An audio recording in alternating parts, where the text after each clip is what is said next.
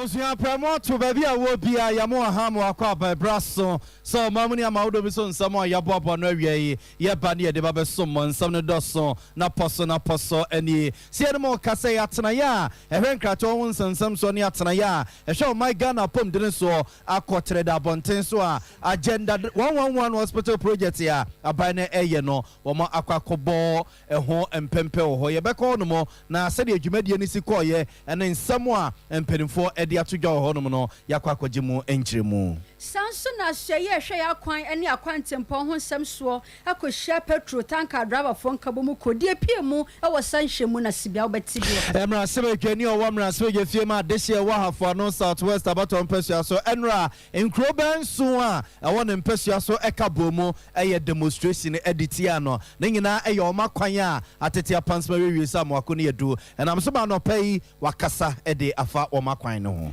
Yema menom ene papa no musika kodi kem obon pension sika koka ban honom se ne de wo monyo ya kire e wo Ministry of Finance ho ne den NSC na pedi kwanchefa wo ne da Global Info Analytics ya no ase no for baton pesua so by election e course no wo se MPP amanyu ko no aka wo bi ene ma wo kote toye e wo ase no for pesua no so no wo kopia mu so e wo poye mantement tie e free honom e ba e kire se MCE bio office assistant won ne ye adwuma Pamono se wako NDC Deputy Youth Organizer biaye for na MC ben ya dem bako so to ma bonten so ora bia yesu otwi uba na kwan a mrante bia fa so kunu ya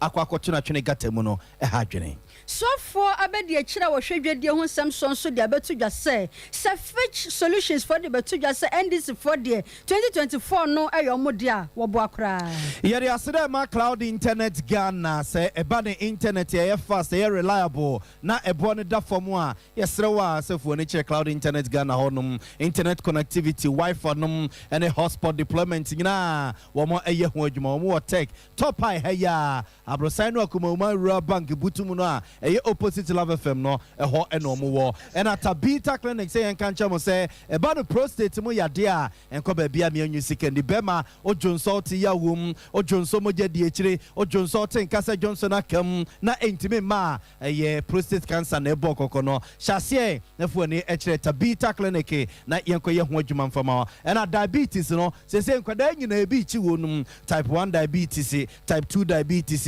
ene type 3 diabetes no sine sitie bia fa ho adwuma ekodan eye Tabita clinic ne yenye ho adwuma mfama Oliver ne yesi nsu aba be gina ho kidney no so yesi ayemra entime enya adwuma ya fa ne nyina ekodan Tabita clinic ya ye okuma se sofly alignment ono a wafru sofly interchange no a usane te sene ye wokopata se no oton sa hwe obonkum so a Tabita clinic ye butu ono mom enkan so ye o Medina takrade ene sunyan so ye honum ya Bolivia Enterprise the future life smart food abegya so yesi your food is your medicine is your food eye aduane a ebiebie wuntire no mo mamo jare dia fusane ye udi nyina no na ye ni padua no madwuma na ye ni padua no maduro na eboa e ma hode na CPS ta future life smart food ene ye kanfo ediama no so what's about clinic so say en kancha mo say e ba ni stroke padia enko ba bia me anyu sikandi ye nkosa stroke ya de bia me ka kire e ma won konkochia e ma kasa ho nkoye odin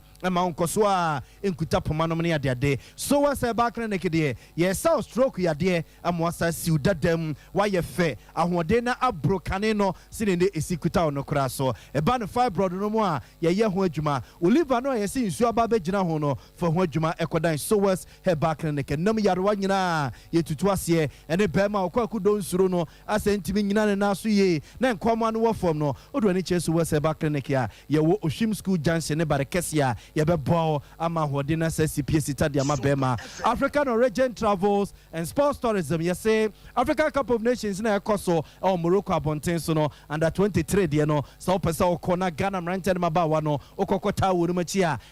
African Origin Travels and Sports Tourism sebra eno chesu ye de ranted ne mabawa ekọ UK amoma koye adwuma edim binom ko France yɛde bi ko Germany yɛde bi ko Italy yɛde bi ko Spain nom amoma akwakoye adwuma we ɛyɛ African origin travels and sports tourism ho asɛm ɛne yɛ kade kyerɛ no so wani gye ho a boru ɔmo offices awodo nim na no ɔmo enkodi nkɔmɔ ne yɛ mmoa akwantuo de yɛ okwa kakra benya bia no onane ya bebrebe ne fieja edum maami abe se wie watena se o tano so patrapa news agyanhye wa se basekresel ya de no de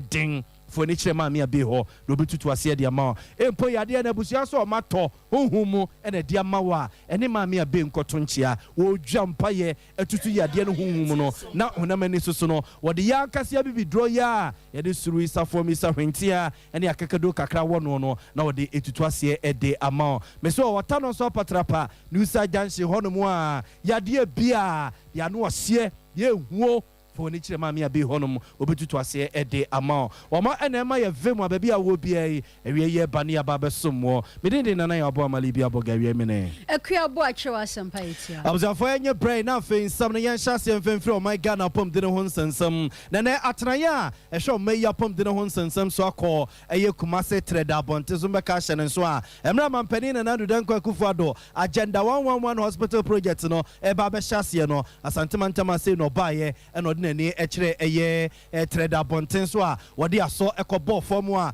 contractors ye to omo hwetu o my Ghana afana nyina se agenda 111 hospital project no omo entinsimu na omo enye ho adwuma enam so emene Dr. Anthony Siasaria wono ene ba pom de ne ho nsensemu a mampani na narudan kwakufu do tunofo wodi abamu mpanimfo anim ene womo akọ agenda 111 hospital project ne so o treda bonten so a womo adi omo ni coach wi so omo ne ti asantemo akọ baby a contractors na duro na honum eno mo edi to gase se de wo ehye Ghana for bo se sa agenda 111 hospital project no abai na hyase no brano baby o makọ duro de aka ne wo aye ho adwuma wie wo ebebubu no toto ede ato Ghana ma de hienim Dr. Anthony Siasaria woni tu mampanifo eba pom de ne ho nsensem a na nsem de tu dwa kakra eni the management of the hospital. Also, you heard that, and then I heard that I has a lift to be in here. I lift as a patient that control lift in my name. As I see what they are, court district to see the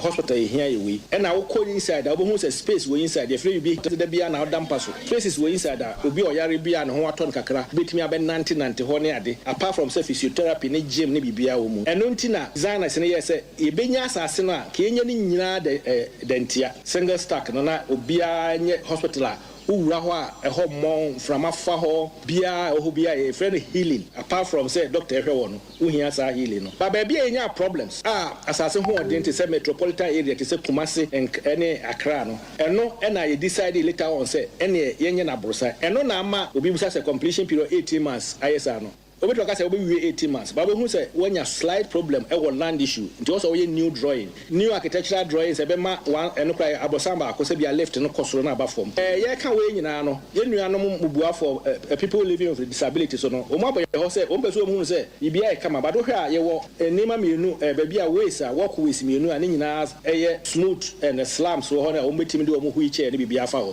Enti ye also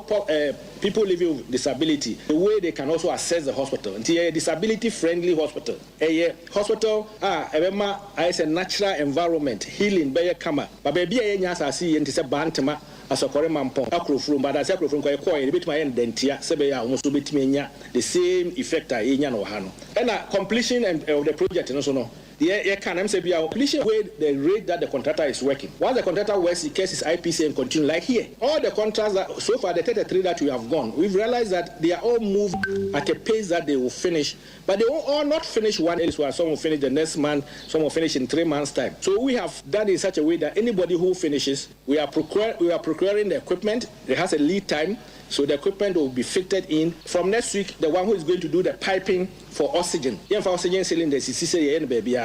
will be coming here and going to all the sites which have reached about 50% to put in the oxygen piping. So the hospital will roll out as and when. So I'm sure from the first quarter of next year, a lot of things will happen and you will all be called to come and see and witness whatever. And that's where you appreciate whatever is happening. Thank you. Abusuanti we Dr. Anthony Nsiasare a wotu mampani na nadu danko akufo for eba apomdene ho an yete nenken nti na wona di animu a mpanifo de omani kire agenda 111 hospital project ya mampani na nadu danko akufo adoja wode asobebo form wo trade bonte su komase a wona mo hyase o my Ghana ni introdo ni ntu asaso a wo mo bro hospitals de egu honum na yanko ne ekoti ebesiafo ya professional concern a otu yen credit free komase bonte so yenu Kwam redu wono eni butu wono mo na uyi Dr. Anthony Nsiasare a abamu mpanimfo hwan ene ba dwumadi na se kwam ma hen Majuzu Alibia na uyi Dr. Anthony Nsiasare a abamu mpanimfo no eye hwan ene kam ho ene mo call trade abonte so Korea hospital no yo Libya said ya wadi kan no na wo hwe dwumadi a Dr. Nsiasare one na pamfo ba na say kawai se ji no ebe hia se de gbofo so for was Ghana memo ewura kojo opon kroma odo so ji echebe be san se chebe kuku na ya mo man ate de ekoso ada ono so edima akotiri ye pa odo so ka ebemu ana se nipa hodo a ana ye we Nsiasare oba asante man tembe hwe no dia ekoso agenda wan wa na otre mu kire se wo hwe se dia nimesi kwa no a hwebe se dia omo betwa mamu no ma hye medina se omo de twa se enka bosumi makoma kwatwi ani bitumi wi sa adwedie no esan se nyoma hodo ani baako na mieni nti entumi enwie mu die no esan se so wo adwedie no a obi baabi ho no mu a na ewo atache mu kakra anase nkinka ho kakra bi ewo ho no ani adwedie wo die no se entumi amaso ewo bosumi du nwotwe no kra no a enche bi ebetumi awie pa na ni ode be hwe na ni agye pa no wo kase kuebe anye ye kra no uhwe adwuma no se de sia akoso no a oha inchemu be adiesia na wie a tete ebeye aduanan ade so ede animu a enche bi ombetumi abohopo no mawie ne kwakrakrakra nti na radio no se de wodi kaka no makoma makoma ko adiesa miensa na okiremu a omu efiri anamuntu ase se omu kohwe mmia a radio ni ekoso no omakomu no makohu se de sitie eni ti se de mmia esi ko no baabi o waduma okiremu se ọma terminate contract in the fee as my form we as many terms and say everyone man na gba ya o ye no ense den so ni nkwa ema enige ema enti no baabi ti say insuta kwaman ọmaje ehode no na fi over manso adupie nso so a yade eho so de no enti sa nkuro ba miense free man kan so nso de no yade e de fi contract ni ntemu a omo pe contract fofo na yade ase omo nsa emripa mu no omo gi to say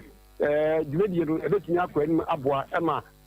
bibia etumi akọso so wo hwe bantuma so ya na ehọ so ya bia na enka se bedie no omu esi no eno so no ehọ chichima ma mekase no ya tabia foforo a eno so yesi no nti libya so wo hwe ene aprobo a ogbogbo no asante man temu titu ebe hwe ba bia ye share agenda 11 na se no a na ekama se mi akodo mo akọ be ebiasa miensa sabe no egosu ekọ anim no a enche bia ho de ombetumi azie ama dwedie no ama amanfo edi hu mfaso a se de o mampani ekaye no ayeresemu no amanfo ho beto won ama dwedie a ekoso so etumi aboa nti libya ene kakra ye bo ewo yewura Nsiasare ba santimanti mbehwe de ekoso a ewo kumase treda no dia esusu ekosie no na kwame wo hwe project no a wo de wani ekokohwe bie no a se ne na Dr. Anthony Nsiasare ye kire se ebi wo ho a be 1 month echi wo mo ebewie ebi wo ho a 3 months echi wo mo bewie ni ade no so we project treda de no a aduru sei ya boso ana aduru sei o betima wie ne se ne na osika no no ana Moswo fa de don hodma ya boso ama ekwa edimu ebi so hodma do kese amesifo ene adwumayefo gu hodma eho prasa ni nya no omugu so a omu yeji ohanche mu abiasa abiesia no a yewa asare kan ye no medimani bubu a aduanan na akade de ehwebe betumi abaso sa ma enche bia no motumi awie ho adwuma de mena ko ntilibia ma yehwe adwumayefo no nim esanse assurance a ye no musu di nkomo no omu edi amma no trese sadia doctor aka no pepepe betumi awie emudie ma Ghana so yenya emfaso ewo media ekoso no wa me da se enti o se contractors miensa na yaje o madwuma firi o monsam manso adubia ensuta kwa ma be poso ena ahafo anomeboa Pepe, I am Mancraso, and also Diano. Mancranso, okay, yo. Yati Dasi, the H3, the Babuanu Biani, the Bifra to Biano, Aswati. I was a for you, come do, and your corning Chenua, and a Dr. Antonin Siansare, and the Abemum Penifua, a two he, about Santamanta Masibeba Pro, a Agenda 111 Hospital Project in a sono, Eja, Udu Omopemua, the Ecosunina, a Santamanta Modie. So okay, can you see any agenda 111 no emu 33 na ewa santimantama sei eno enemu miensa ye tete se contractors no mode mo enso ania aban age adwuma ne de afiri omonsam epe contractors foforo e de amawo no abusua asemi ye ne de akiri e be fra to bia no ye fa enkame mo what day and ya wo esi was say asye hwe akwan ene akwan tempon ho sem so ebekwa kwhia petrol tanker driver for nkabo muku na me ne ka say de ensem bi omabobo so ewo nhyiamu no wasene de enyambe to dwa omafo beka ya na no dwa da no ena ekuo ne yeso mode omo no manina egu onom se de be ya omakwan ahodo omode kɔ depo na water krade tema ene kumase ne panyifo be da ne omani abehwe aye omokwan no ede ama omo vice chairman Edema Ghana National Petroleum Tanker Drivers Union no yera Sunday alabi de betu dwa se wono de ne manfo no ho fa ne ho ye pa enu nti sa ban ameye kwan na ma wo mo dia wo mo nsan enkokwan no so enkoye wo modwuma no entiti ayensan kan so kire se mframaja gas no eho akwatwe e wo Kumase miamia baabi ne ama ne bofo Benis esiedu akopiem wona wo ground so nti yenko ne nkyene ne no nkotwetwe nkomo kakra Benis me mo ha mo akwa ba wo ya minua menya ne tie se wakopiemu e wo gas filling stations ahodo bebre fa na wakọ na den na ekoso ho me da se me tia watiefo nyina me da maprabo no aba bedu GIG gas I wan man di polase news wa me mpotemu ho na me bedru ha no me ni opani a oda station no ano Owura Daniel Dako edidi nkomo bebre a o kiremu se gas no a nanka first no enam se nioma bo course nti gas no so course no nyankopon adom se se de atia ba fompa na enkane no na 15.442 kilo 15.42 kilo no na 200 cedis enso se se no atia ba fomwa ba 9.92 per kilo sika boten no 170 Ghana cedis kanete 170 Ghana cedi no na otire mu se omo de price no fixed price a free omo mpanimfo ho den ba omo hye goil ase enu nti no price no beba no fixed dada nti ha no omo fa bi nto so kra enu nti omo sre omo adwa anase omo ni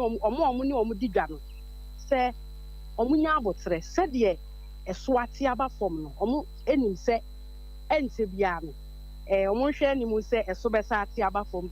bi minim se wo yenhwehwemu bebre e wo honom na wotimi ehu se gas na bi wo ho na omatena so anase bi ni hokra se de na meka no gas no omo mpanimfo a ewo bebi omo kofa no no omo mpanimfo a wo ho no eye me hu se de misinchemu eye amount wa eye fixed a obekọ no sika ekuta na ode kwa akoto enti ne yemfa bi nto so na yenti bi mfiri so sika wo de koto yemfa 100 cedi na ekuta mi ade wo de koto no eno an ye de be ma enti ebi wo ho ankofo eto nyame ade be bi wo ankofo to na say gas ebo no kosoro akaba say nyame ade ma eba fom eguso a eba fom enyi mo say 14.5 no say na say na 200 plus they say nyame ade ma ba be do 170 1.7 yes I eba fom eguso a eba fom pa drop na ne ma no gas na nya ne atu eba free tema beba no na ebo nda so da ne de blow say ye brown say tony say ye brown 10 tons so 10 tons no price that say ton 1 kilo bia 10 series and 11 series ebo no free tema neba enye Kumase ye station no undergo de ba omugwa no de ba no wa cho say one wa to say tino say ye ton ye de o de bona mai dada nti GIG gas ye ntu gas boom say ensan so eno anse ne ma na beduru ebia wabro 20 tons 20 tons no 1 kilo bia say be as 10 series 20 times by 7 and a half to 14.5 ya ma price say 14.5 no ebia 1 kilo no 9 series and 10 series so be 1.7 and 1.8 na say sa na yeton gas no na yeton 14.5 no na was no yeton 200 plus you say yankuma no e ba from aba be 1.7 170 you say guswa e ba from nti ne ne atum e be free for ba ne atum na da nti SRT for say obi beto a mu se bia nye ya SRT getimi samba from mo man ke papa we say gas say no na obi ade bia bi ne untimi nto ne boy den nti mo ntimba from wo a ke ne beje say obi a betima to bi say obi a fan say na akito kura obi no de ko obi we no betu no de ko na de kema na ho atwo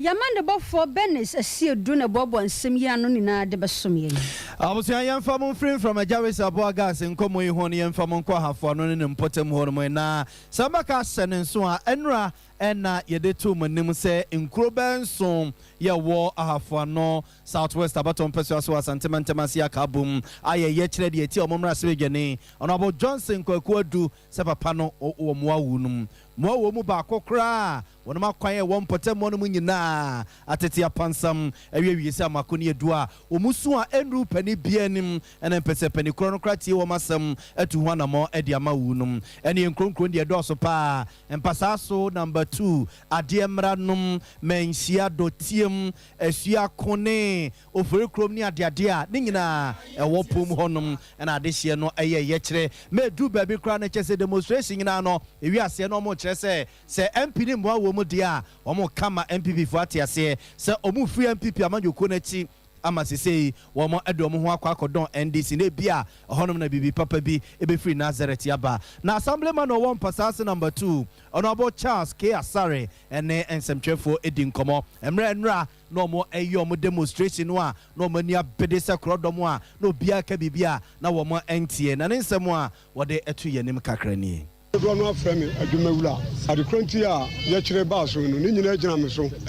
Medi MPP, good 32 years. And maybe do campaign, Tamamina Meba, a better campaign, at that minimum admin. So say, Michelle,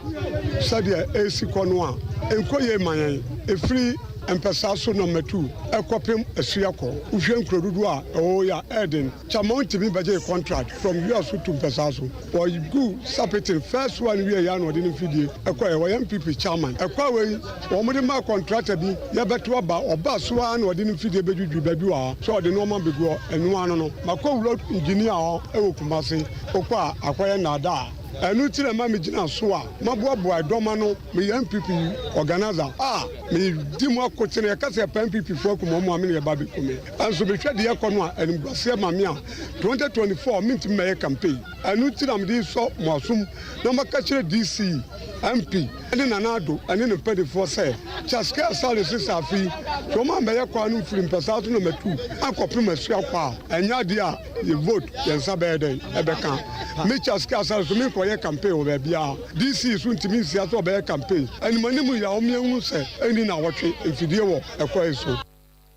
Abusianti we ya desia won pasa so ne mpotem o mo ye chedi ti o mo mra sebe dwani Honorable Johnson kwakodu se won fi wonum no mai wo mu a wo musu nyina jese won timpe ne mpeso ba bebusa wo mu se ede ne won fanye wonum na eno akire ena Sompa FM nsɛmtwefo momanu tu asas asam ne de basa no a okako bunkum no aka konifa kakra no ntina no pai o man ye yadubu achetena ase a na o ma wiase nyina ache e wade ache bi adwumadie so Sompa FM ne Sompa TV so no ono Honorable Johnson kwakodu ekudi nkomo kubusan se wono abo na adai na yamponte mbre so yeto abai o mato abade ama wo ne MP wo ne MPP saa wo mso abedi betre de na so MPP no mato abama mo a adai ena mo twitwi omani a mo mpese mbakọ akoye o makwan de ama wo mu na o chezo kwan de o de ama contract ya enche bia contract be ba begina so na waye ho adwuma e de ama wo mu ɛnokorɛ sɛ ɛkwan a wobɔɔ so yi ɛnneɛma nkɔ yi ɛwɔ kwan no so megye tom na mmom sɛ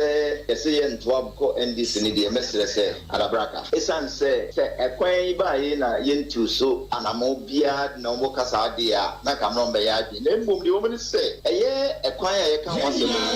basaseɛ efiri wiɔso ekosi mpasa so ɛyɛ 19.3 kilometers npp abaabaayɛ na akufo adopɛn so yi ɛna yɛgu kota na kota yɛwu bi da na ntoaso a efiri mpasa so kosi asiɔkɔɔ sɛ nkuro nso yi abɔbɔ so yi ɛno nso ɛyɛ 16.1 kilometers enti ewie wiɔso tu mpasa so no ɛna mesa kɔlɔ biara na nyame yɛ adom bɛsa ɛde 16.1 kilometers na ekosi asiɔkɔɔ no so ɛma contract nyame anim na ɛsɛ ka contractor no etimi wie ɛkwan do gusu kota ɛyɛ 2021 by October 2021 contractor no ɛde mfidie begu kwan no so ɛsa aseɛ ɛclear kwan no ɛformi road no ekosi pɛpɛnso ana ɛsɛnka onya sika nanka wɔde tɔ aboɔ chippings ebegu so de kota ne gusu ɛna unfortunately wɔnya sika enti ekosi 2021 October no ɛna ɔpɛni a ɔhwɛ akwan so wɔ Asantememo regional director for feeder roads ɛka sɛ brɛ de man no ɛyɛ 1 year it is a wentima anya kwan na ɛsɛ sɛ yɛ terminate yɛ contract ne free ne sɛ ɛna ɔmo gye contract no efiri ne nsɛm enti ɔmo gye contract ne free ne nsɛm wie ne sɛ sɛ yɛ pɛ contract foforɔ na yɛde ɛkwan no ɛma no na ɔba bɛtoa so etimi yɛ ɛkwan no emu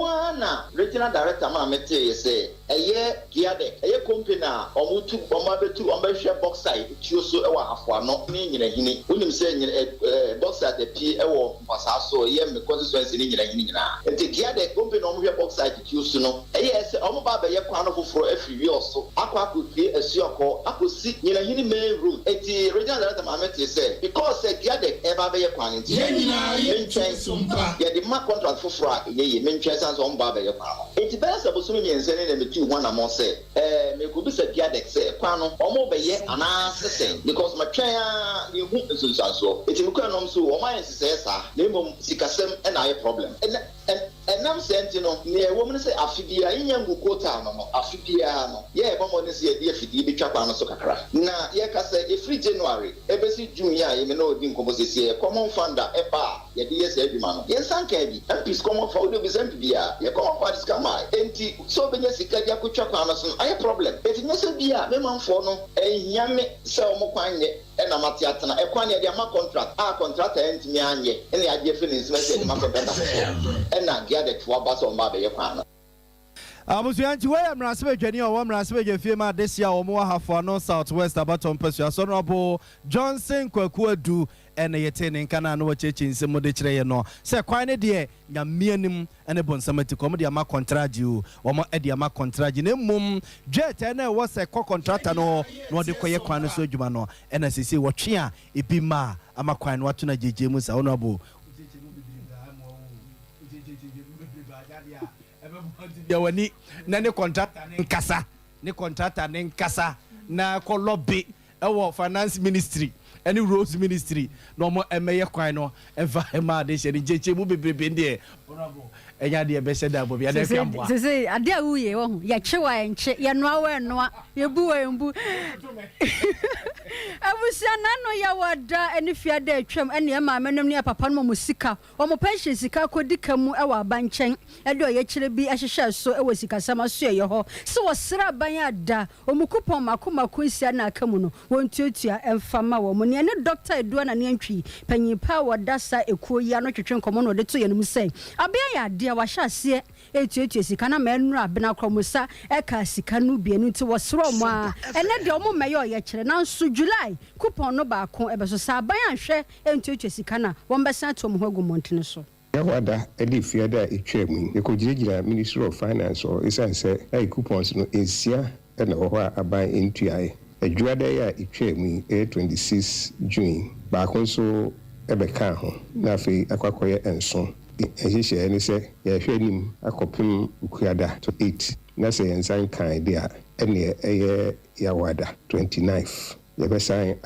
akoya picketing no na enu se ebrada etwemu 27th no enu se aban afiti ase se utua ye gidi se aban betua enson na ewakam ni nyina enunti ehwenim kwan se aban betua ni nyina enunti okira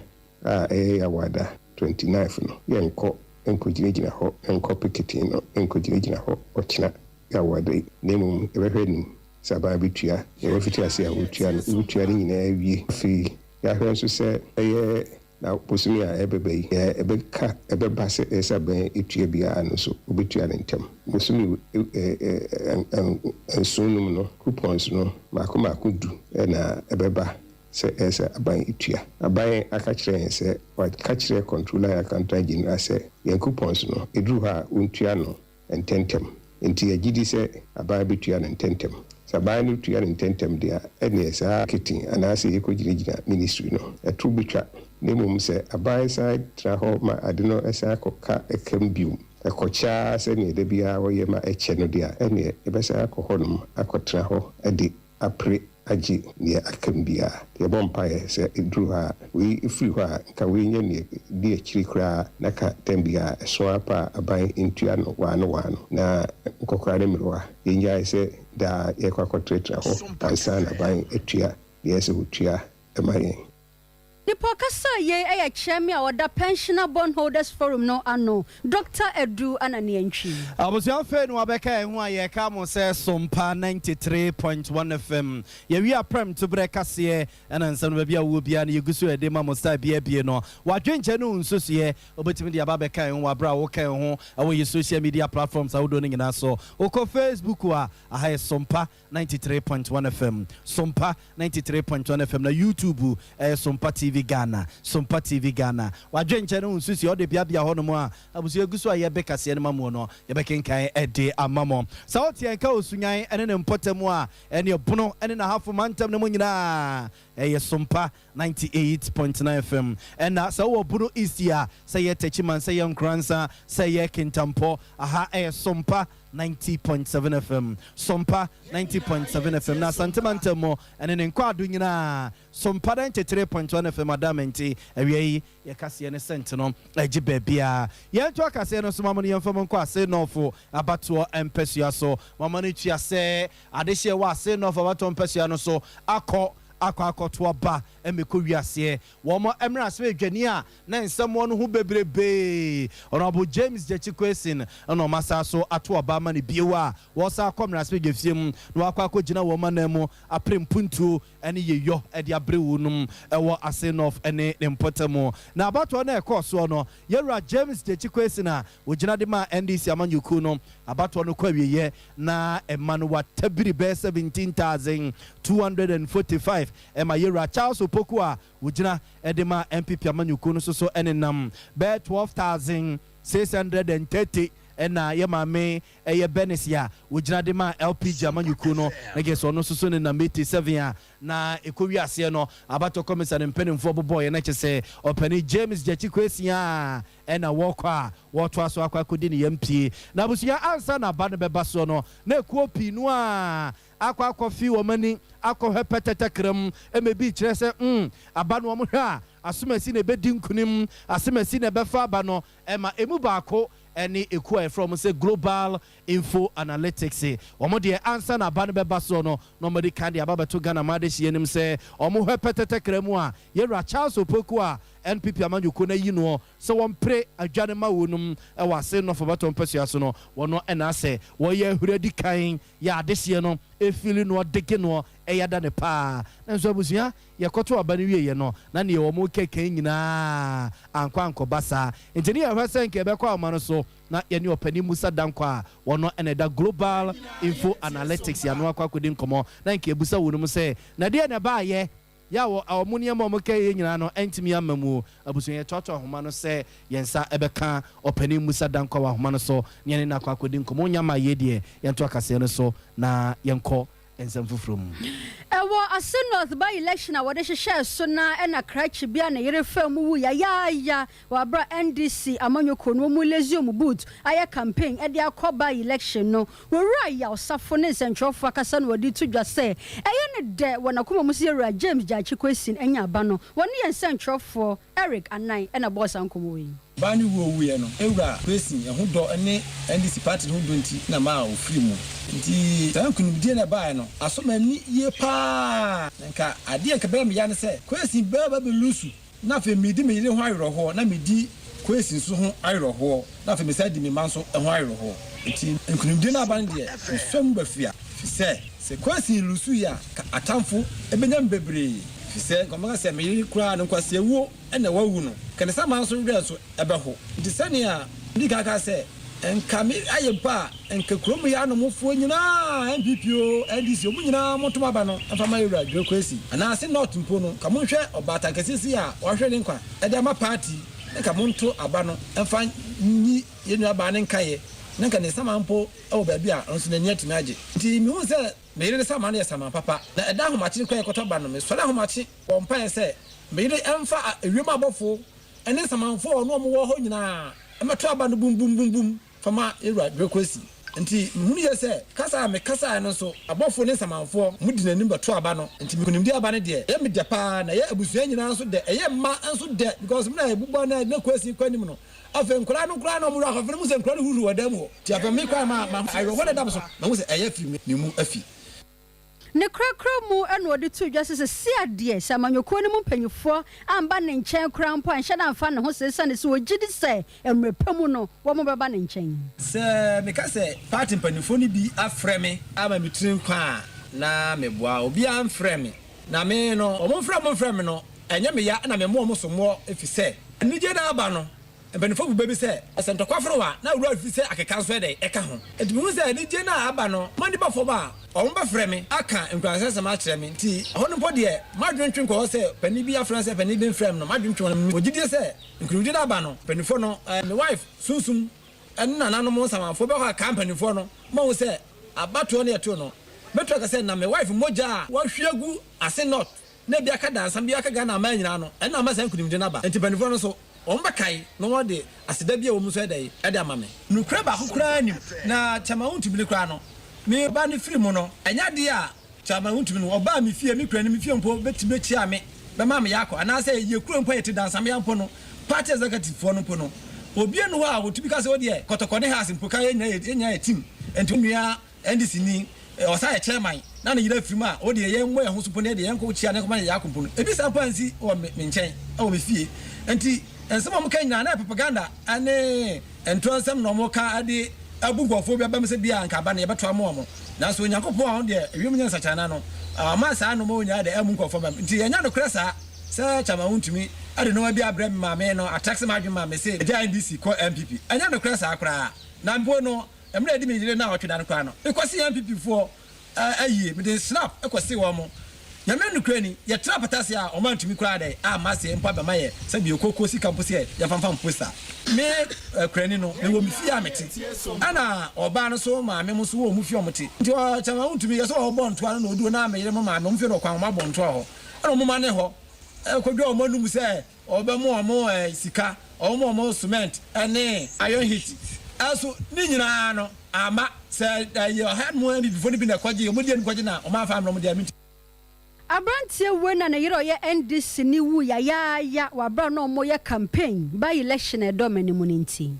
Abusua guso de mo ase no for baton pesua no so abana kwawie ye de ne nso akiri nsam de bebrebe chen fried rice mu ne mana omomra se badwani o masa to oba yi ne bio so onsan kwesi o mana mu mra se ge fi mo no honorable James Jechikwesi mama no tua se ansa na abana ebeba so kra no na aban e de ntansa bono a na sem e wo court se Ghana yamra ni tia se obeye Ghana ni wasa so akokuta o man foforo so enkrata se o se free sa man so honorable James Jechikwesi no kuta nkrata se Ghana ni no sa so kuta nkrata se Canada ni enam so he man asem ko Supreme Court mpenim fo hye yesi yenkotwa ne dim enfrim raso ge fiem na abato commission mpenim fo enya nhyehyeye na yenkoto aba e wase no fo bato mpesua no so no munyim raso ge ni foforo enfama de hye no e wo mpesua no so na sa gina sie no a Supreme Court mpenim fo esi ye no na kyese akwakọ kase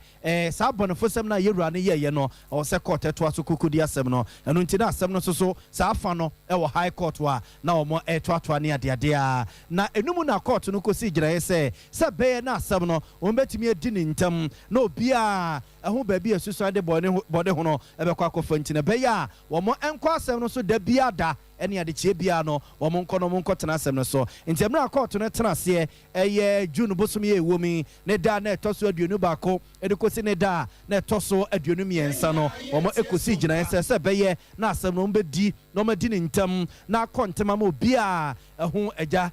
baabi a susu ade bɔɔde ho no bɛfɛ nti na ɛbɛyɛ a asɛm no wɔn kɔnkɔn yɛ ne da bia ama wɔn ɛkɔgye tum na wɔn gye tum saa no ɔno James Jachikwesi no na lɔyafoɔ a wɔn ɛkɔ kɔɔto no anhyɛ da nsi no wɔn tiri mu saa ɛno nti ɛnɛ ntete abɛtɔ so mpɛ fam nsɛm kyɛfa pono so kyerɛ sɛ wɔn asa so de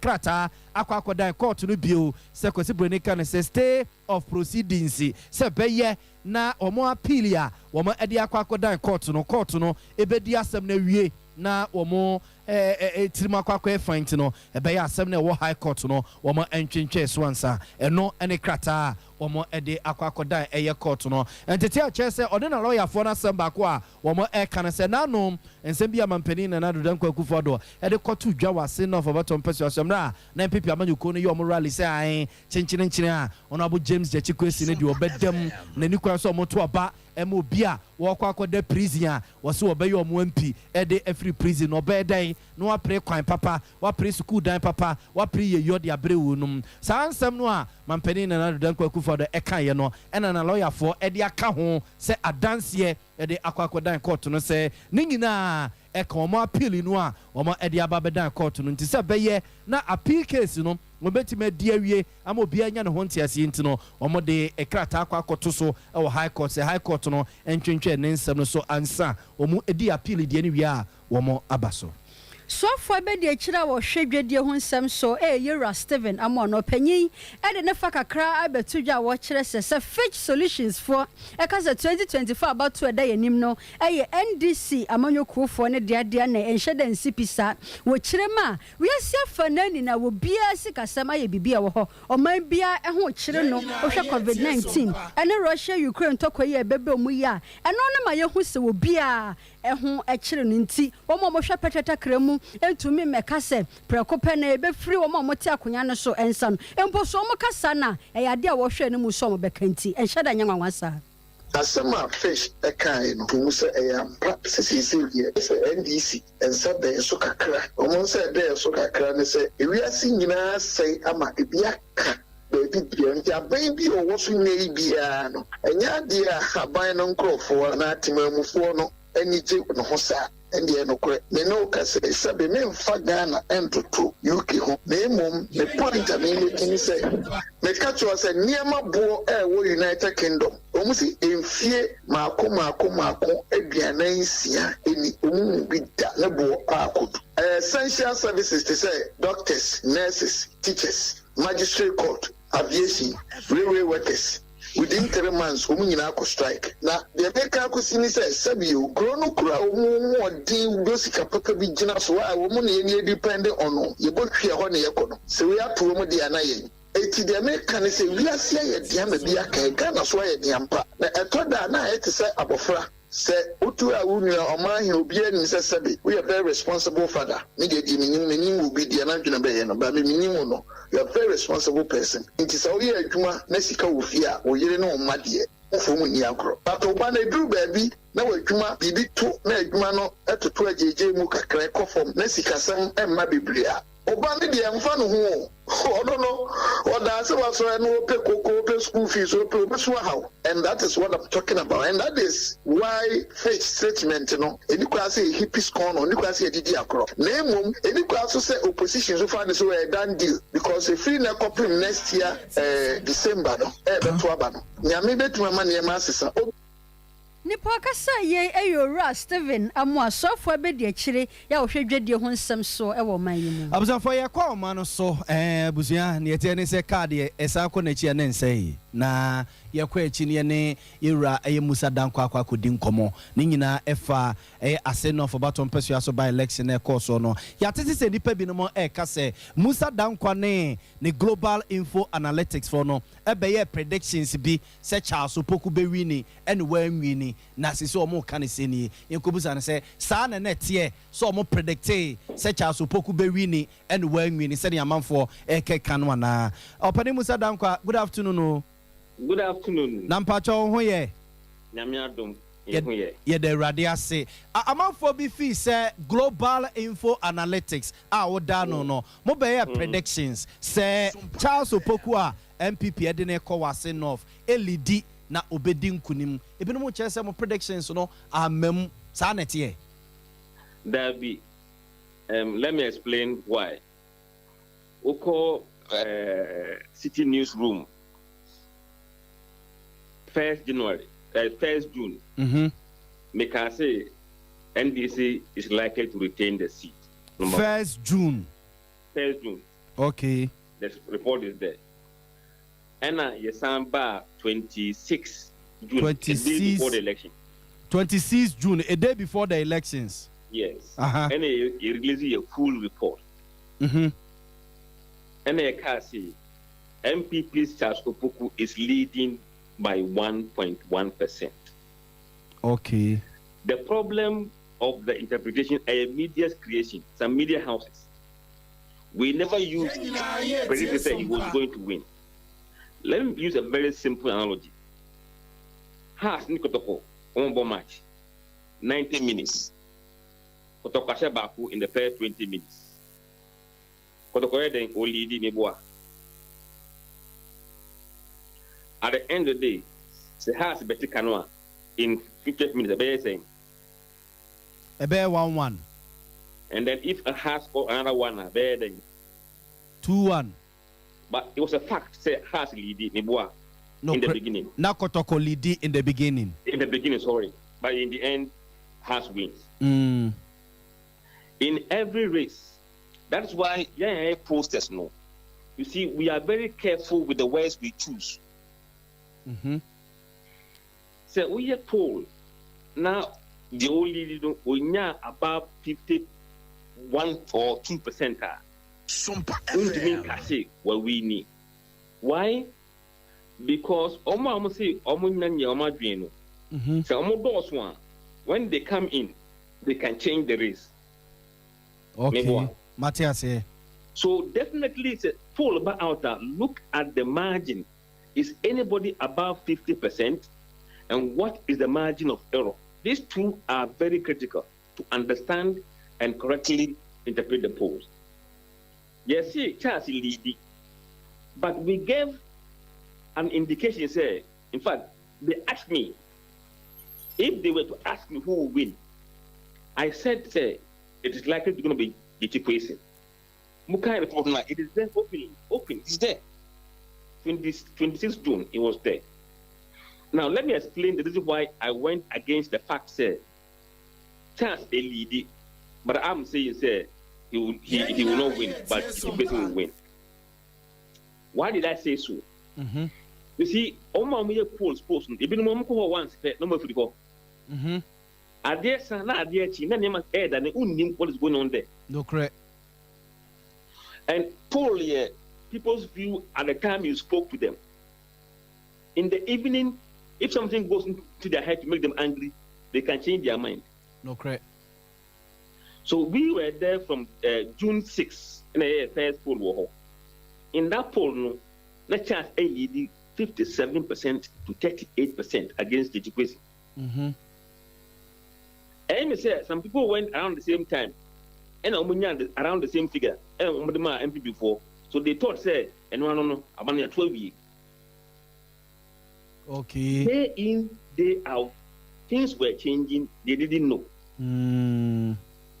The following week, okay, report now. Cash drop for you. And the situation call up because we were taking the poll week by week. We say a very tough race. The way the one offer, we not correct. Second week, we never go on. In fact, on the 11th June, no. Charles dropped from 57 to 53%. And a person call up from 38 to 42. Okay. And I'm going to say, on decided no, I'm call up from 3 to 5%. So while Charles is losing, no, his support was going to Kwesi and undecided voters. Okay. Matthias. With three, Charles about 50%. And James slightly about down 41%. And I'm so on said no, I'm up 7%. 7%. And then the last week I call cash drop to 46.7. And James Question call 45.6. So the only person making progress in the pool was the education. Okay. So Obi data no he could tell say if there are 3 or more days or few days before the election and this is the race, it means Charles is falling and Question was rising. Okay. These figures were there. So it was based on this. Then I said if the election on Tuesday there, I believe Education would emerge the winner. And he won. Okay. Ya to ase enchemu ya wodi amaye ya to ase panje we de ye beda wase ene sa enchemu ya wodi amaye nyame nhyira opa mesumi dase for Penny Musa Dankwa and yetene nka no ye Penny kwanche for the global info analytics ya no ye da ye ho abasisia Sesia Ghana hade open internet papa eye smooth eye fast bemo ye dia we bia with speed dia eye Cloud Ghana internet and fa ho ne ba bia wo hye say a new site and a rural area Cloud Ghana chow internet ni tuma say demo ani entertainko na ne speed ne so de wo hu ne so da say dwumem efie ana ba bia wo hia internet bia de and no ane Cloud Ghana internet sa santa memu hanko na wo dia wuni how kra Cloud Ghana nko na Ghana ha o providing internet connectivity and twitchini muntwitwensi a dem say smooth dia wodi ye bia a content term so dem out say Wi-Fi and hotspot deployment CCTV camera installation IPVT installation net surveillance digital security locks and a web hosting there Cloud Ghana internet service in Kwana endi uhamo and fa ho ne ba bia wo Cloud Ghana e twa utuma say wo dem weni speed ne die esuni seso esu bimba Ghana hada simple Unya how bia you provided 24-hour support. Demau ye mrantie no wo frɛ ya ne adru hɔ dadaada. O how bia sane atie bia ya son no the amount. Watumi akoso the internet na digumedie bia wudi bia. Ope ye cha kwan ya Top High opposite Love FM. Ye ne kwama Rural Bank na wo dan bakum. Frɛ Mr Internet was 0202-699-110 ana 0244-601933. Ubetumi so send a mail was support@cloudghana.com. Cloud Ghana Internet. The future can't wait. Yako Morocco. Basilianka. Abusia. For passports. Morocco under 23 Olympic qualifier championship. And on Adus no African origin travel and sports tourism. And a 2 million krano. And also know what track record now. Yako Morocco. African origin travel and sports tourism say. Bra. Na onyan shishedi in Famau. 20th June. Ekwasi 15 July 2023. Yako Siam Aquasia Kukansia Kasia pa football. Ya Ekwasi Morocco. Rabat no. Frenatia bibiki tuwebi sesia.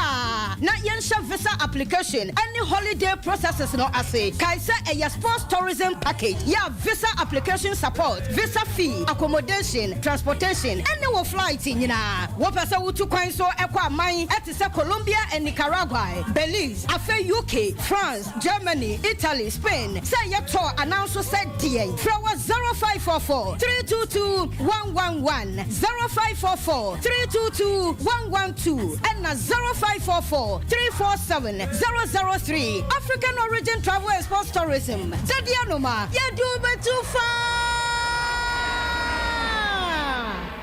Yenina yetie Sompa. Abusia for yesama makwa ba bio na yento akase no soma mo ne yemfa mo nkonkra pumpune mantemu sotium abonte so arehosem ne se yesi ate sa branche bia otwuba nipa binim akunu ya akotona twene gatem ye ne opani bia Abrantie no ze no zida ho no mokopie so enkodi nkomo Kingsley good afternoon no afternoon now ho ye no ho no Erade adome so me ho ye na owura na o makuna to gata nim no e ba ne se na mu se oye Uber driver she said the interview in church oye Uber driver then so anope na me kota ade na me hu se o da what mu amafo twa won hia na me share ocean one see person ye pins ese na sum it ain't even sure so Uber driver then so last week you know what about ko ba bi see obi ọmọ atake no saa wo no sikan eno kwa afọ Yakobon adom na mudi hu no na ọmọ ahye no course so ma nti onyankwa ba we die anope ehu se ọmọ muniku mu sana ehu no ama moja fini hwini ni nimu nyina ase owu osho mu kan se yi so obre has no owu odakote mu na ya omiti pa na so tuom area bay na Santa Maria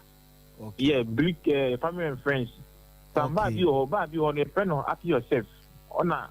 atemnisi ye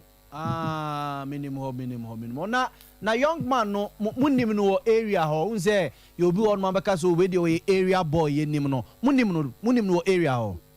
dabi yenim no yehu no krada okay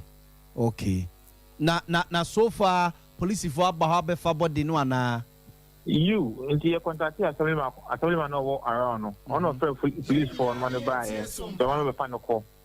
nti train say bete nwa bi fi say you no musu ana say bibisa okay ba say omo antwa ebia ne body ne baabia mo call ne antwa ne body ne baabia meboa dabi de wi say ne common yibu okay na mo call na edi ade describe na edi ade na na ese na atade be na ese no color no to say Lacoste c'est Lacoste on se jeans aussi c'est no kama okay na ni ye pin she na sun o she ne pa bo anti o sha be say oye sha o sho mu a we do na so oye djuma na bibi sa ato no okay but we very gentle for me send any pictures ni ma Sarah the new say musaka me pa cho an yensaka mate Kingsley yedase why na area ho sa de we ebi tasi wo ho we kan wan prenu nie Sompa FM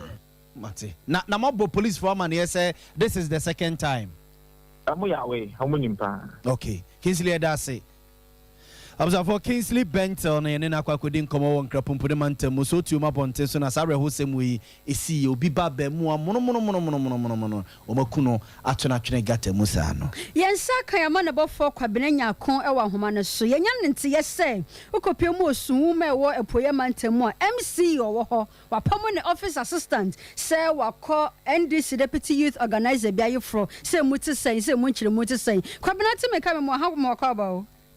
me just me nyaba bibi abako de na me na dum ode ate ne de odi frisu humu bani me nyaba me say na frisu humu eba ne de ense da enya nika esa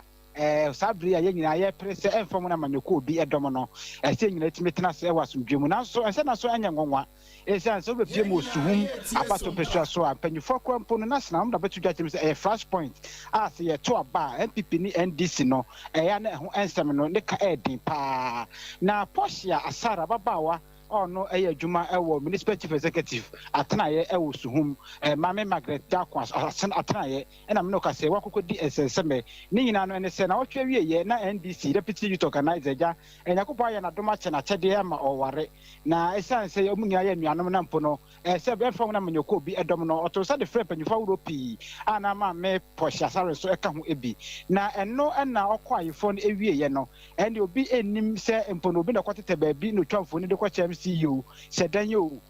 MC no atimi apam no ede na fi officer enayam no ekata ekopie mu ewo municipal chief executive na tana ye wo Portia Asara edmani ewo ebio na asem eba ye no ye ne Portia di enkomo na Portia kire mo no de onkasa bebre ne mom obesi ni po aka ne pi se eyampa ese police man na mote se MC na apam no no kura bi ewo ne mom no sabi di enya do beba ponta beka bibia etimi da fa ho enam say so ma ndi sama nyoko ne fa wo su ho abato besu aso de ka ta tente betu dwa atim se no kura nie abia ma me Margaret Dakon aye wo su ho no wa ma ode papa mu kase pa ene da basa se sebe se ko ba se bia NDC ni bi eye dwumade bi no ono ye adwuma e MC office etimi twa na mo be pie mo no se no nti epanyifo so batimi apam ne dia na je se mo so mo da se de to gana ma panyina na do ene ahye hwe krokuma mammo puntu eso se ene manim ya no sana moto ma me Mageda ko atu no omunye hwem kase pa enfofo na ko ba se bia ebu ede bona yetimi atwena so na be ya enkabo ma ye nyina ye pe wo man gana ma nyosem emu no ebetimi akọ enka timi no kase ne de suma bato peso aso ho ohuru esan say MC office assistant akọ party akọ wedding no ye deputy youth organizer NDC amam no ka say edadwuma abo kwabena meda sene kyerɛkyerɛmu a wode adom yɛn abusia ma ne bɔfo kwabena nyako na ma ne bɔde bra yɛ ne de abesom abusia ene Cloud Internet Ghana phone in komo was 0244601933 0244601933 more tech top high honwa Abusana Kumuma Rabank Butumu Newa and Cloud Internet Ghana ewo Tabita Clinic so so fly alignment